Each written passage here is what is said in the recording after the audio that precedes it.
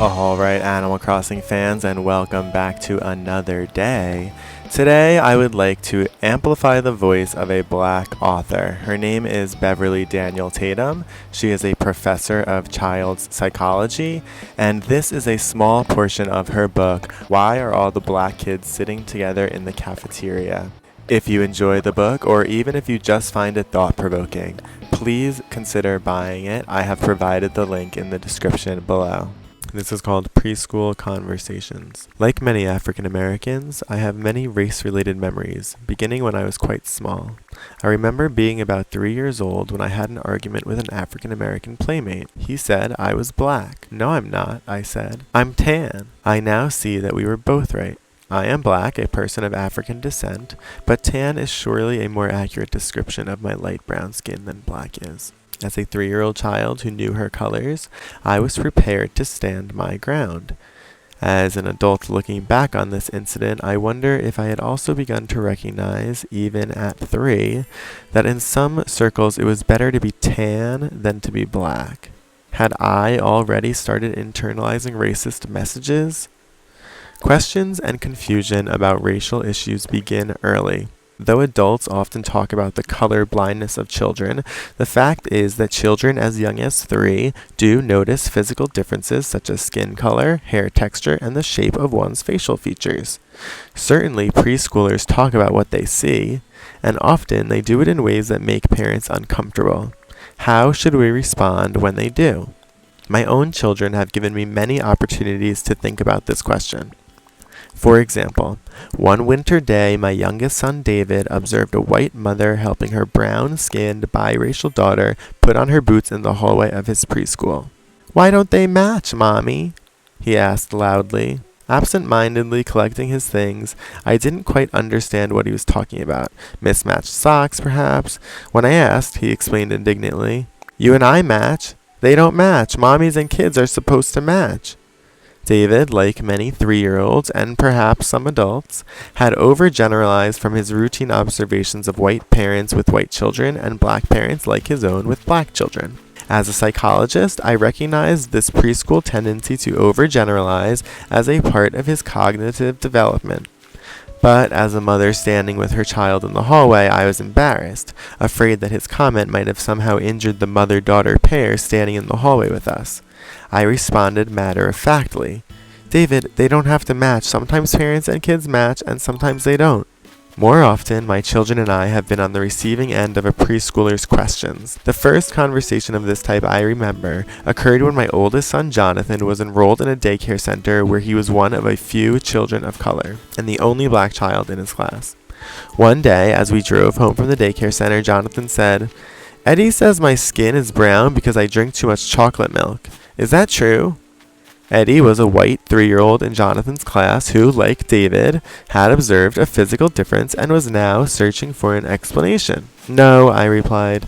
"Your skin is brown because you have something in your skin called melanin. Melanin is very important because it helps protect your skin from the sun. Eddie has melanin in his skin too. Remember when Eddie went to Florida on vacation and came back showing everybody his tan? It was the melanin in his skin that made it get darker. Everybody has melanin, you know. But some people have more than others. At your school, you are the kid with the most." Jonathan seemed to understand the idea and smiled at the thought that he was the child with the most of something. I talked more about how much I liked the color of his pecan-colored skin, how it was a perfect blend of my light brown skin and his father's dark brown complexion. I wanted to affirm who Jonathan was, a handsome, brown-skinned child. I wanted to counter the implication of Eddie's question, that there was perhaps something wrong with brown skin, the result of too much chocolate milk. This process of affirmation was not new. Since infancy, I had talked about how much I liked his smooth brown skin and those little curls whenever I bathed him or brushed his hair. I searched for children's books depicting brown-skinned children. When Jonathan was 1 year old, we gave him a large brown rag doll complete with curly black hair made of yarn, a Marcus Garvey t-shirt, and an African name. Oleinka, or Ole for short, was his constant companion at home and at the daycare center during nap time, especially because because we have lived in predominantly white communities since his birth, I felt it was important to make sure he saw himself reflected positively in as many ways as possible. As many families do, I think we provided an important buffer against the negative messages about blackness offered by the larger society. But Jonathan continued to think about the color of his skin, and sometimes he would bring it up. One Saturday morning, I was cooking pancakes for breakfast, and Jonathan was at my side, eagerly watching the pancakes cook on the griddle. When I flipped the pancakes over, he was excited to see that the cream-colored batter had been transformed into a golden brown. Jonathan remarked, "I love pancakes. They are brown, just like me." On another occasion, when we were cooking together, he noticed that I had set some eggs out on the kitchen counter. Some of the eggs were brown, and some of them were white. He commented on the fact that the eggs were not all the same color. "Yes," I said, "they do have different shells. But look at this." I cracked open a brown egg and emptied its contents into a bowl. Then I cracked open a white egg.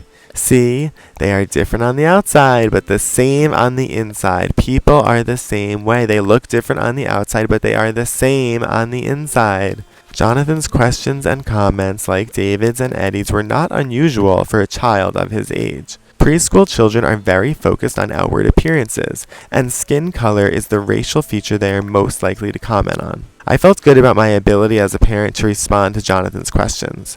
I was, after all, teaching courses on the psychology of racism and child development. I was not completely caught off guard. But I wondered about Jonathan's classmates. What about Eddie, the boy with the chocolate milk theory? Had anyone set him straight? In fact, Eddie's question, "Is your skin brown because you drink too much chocolate milk?"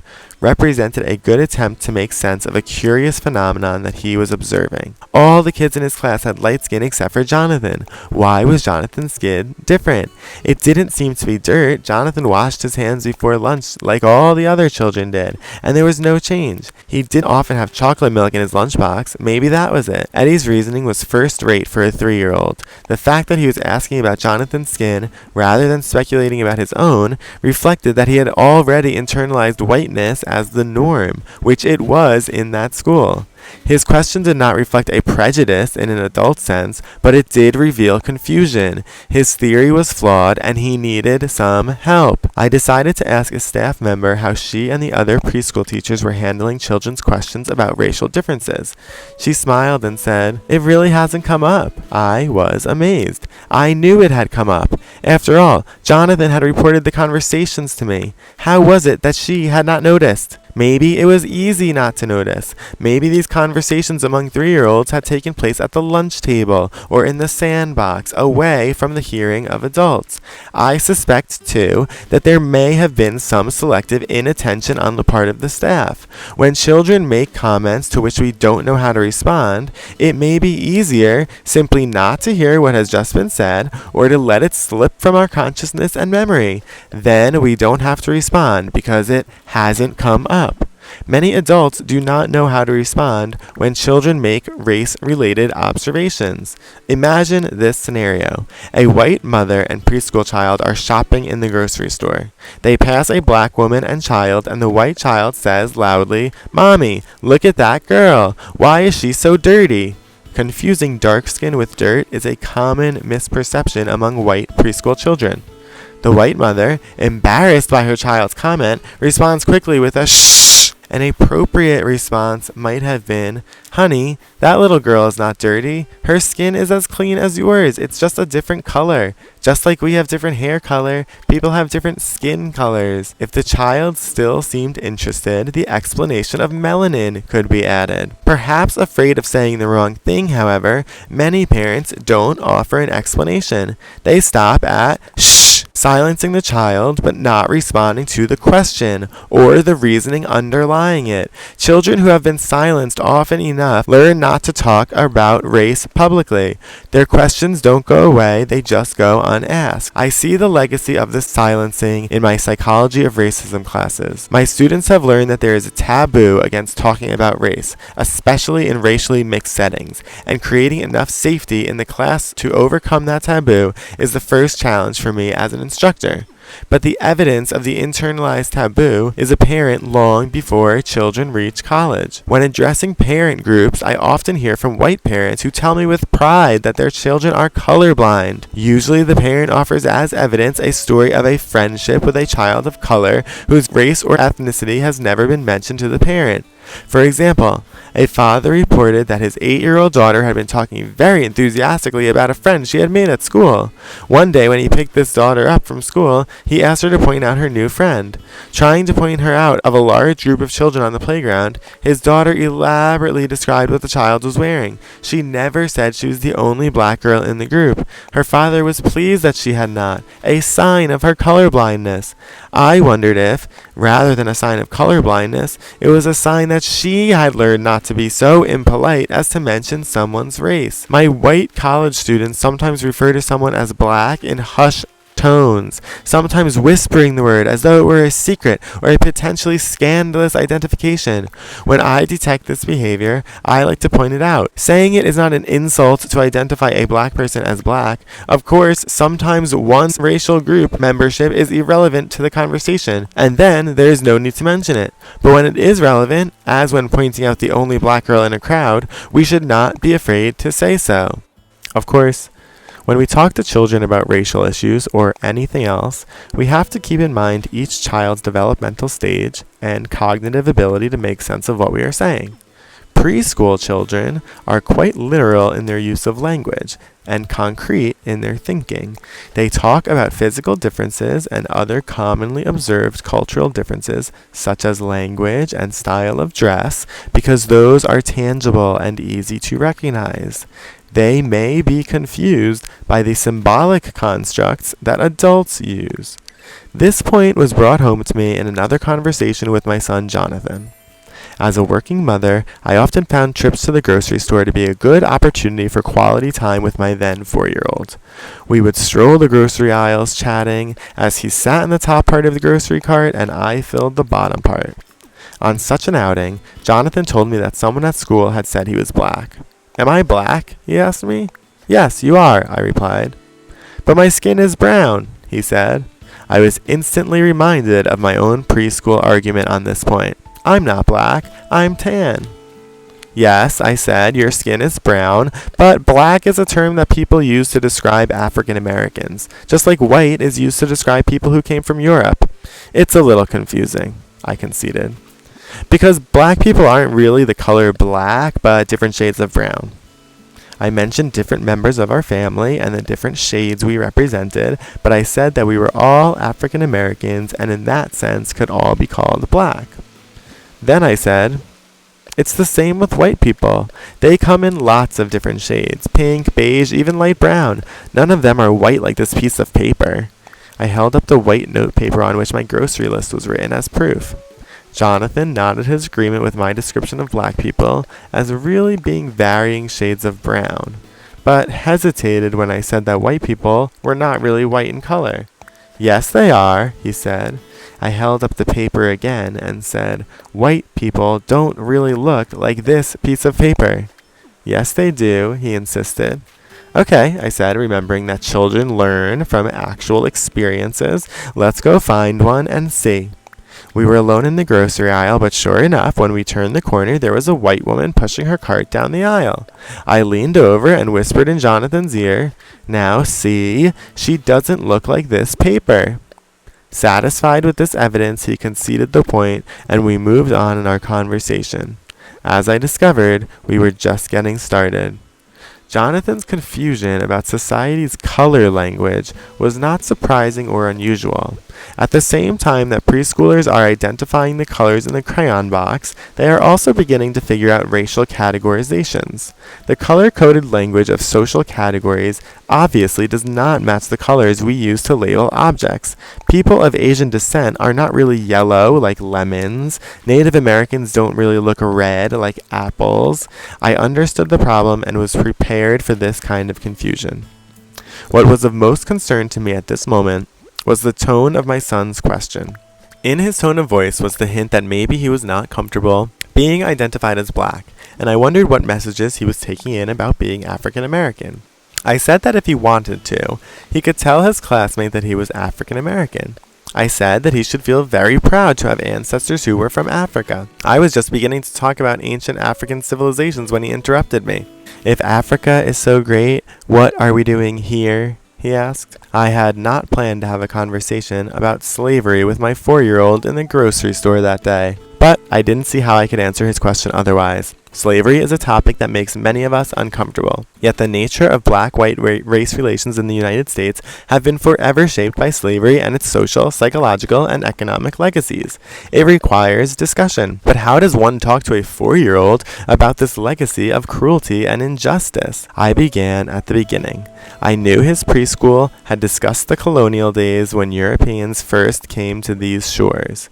I reminded him of this and said, a long, long time ago, before there were grocery stores and roads and houses here, the Europeans came, and they wanted to build roads and houses and grocery stores here, but it was going to be a lot of work. They needed a lot of really good, strong, smart workers to cut down trees and build roads and work on farms, and they didn't have enough. So they went to Africa to get the strongest, smartest workers they could find. Unfortunately, they didn't want to pay them, so they kidnapped them and brought them here as slaves. They made them work, and they didn't pay them, and that was really unfair. Even as I told this story, I was aware of 3 things.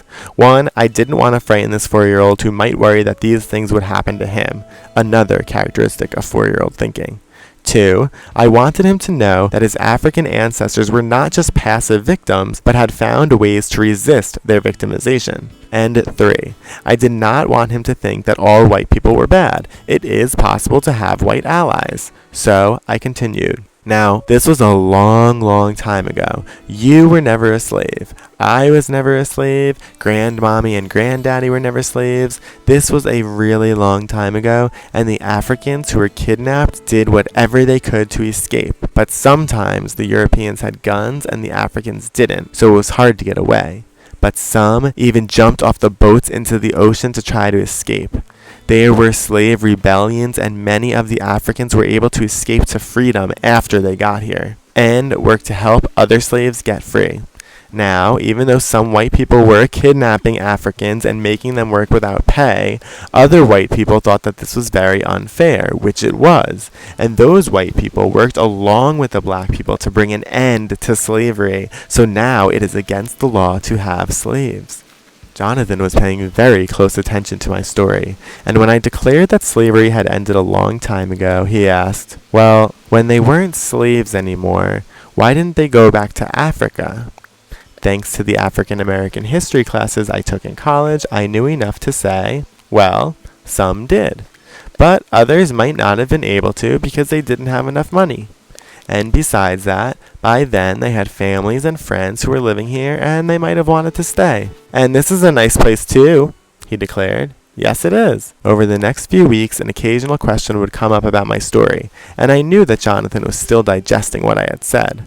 Though I did not anticipate talking about slavery with my 4-year-old, I was glad in retrospect that it was I who had introduced him to the subject, because I was able to put my own spin on this historical legacy, emphasizing both black resistance to victimization and white resistance to the role of victimizer. Too often I hear from young African American students the embarrassment they have felt in school when the topic of slavery is discussed. Ironically, one of the few ways that the black experience is included in their school curriculum. Uncomfortable with the portrayal of their group as helpless victims because the rebellions and resistance offered by the enslaved Africans are rarely discussed, they squirm uncomfortably and they feel the eyes of white children looking to see their reaction to this subject. In my professional development work with white teachers, they sometimes remark how uncomfortable they too are with this and other examples of the painful history of race relations in the United States.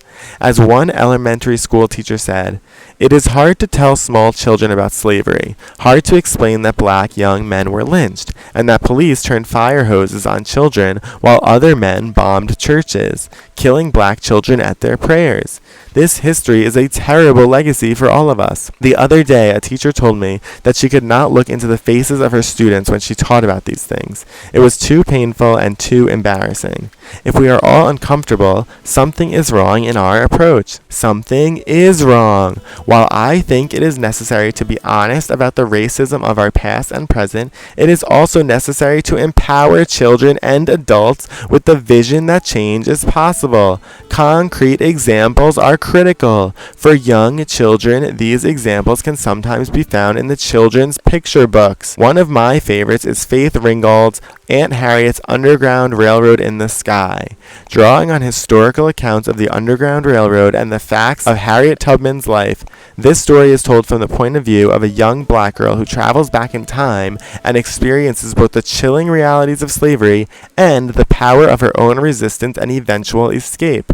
White people are present in the story both as enemies, slave owners, and as allies, abolitionists. This dual representation is important for children of color as well as for white children. I remember a conversation I had a few years ago with a white friend who often talked to her then preschool son about issues of social justice. He had been told over and over the story of Rosa Parks and the Montgomery bus boycott, and it was one of his favorites as a 4-year-old. But as he got a little older, she began to notice a certain discomfort in him when she talked about these issues. "Are all white people bad?" he asked her. At the age of 5, he seemed to be feeling badly about being white. When she asked me for some advice, I recommended she begin talking more about what white people had done to oppose injustice. Finding examples of this in children's literature can be a challenge, but one example is Jeanette Winter's book, Follow the Drinking Gourd. This, too, is a story about the Underground Railroad, but it highlights the role of a white man named Peg Leg Joe and other white allies who offer assistance along the escape route, again providing a tangible example of white resistance to injustice. Thank you for listening. If you enjoyed that, like I said, please consider buying her book. This is one small act, and trust me, I am still learning and do not know what to do or where to go from here, but I am trying and will continue to try. So thank you for listening. Have a good day. Bye-bye.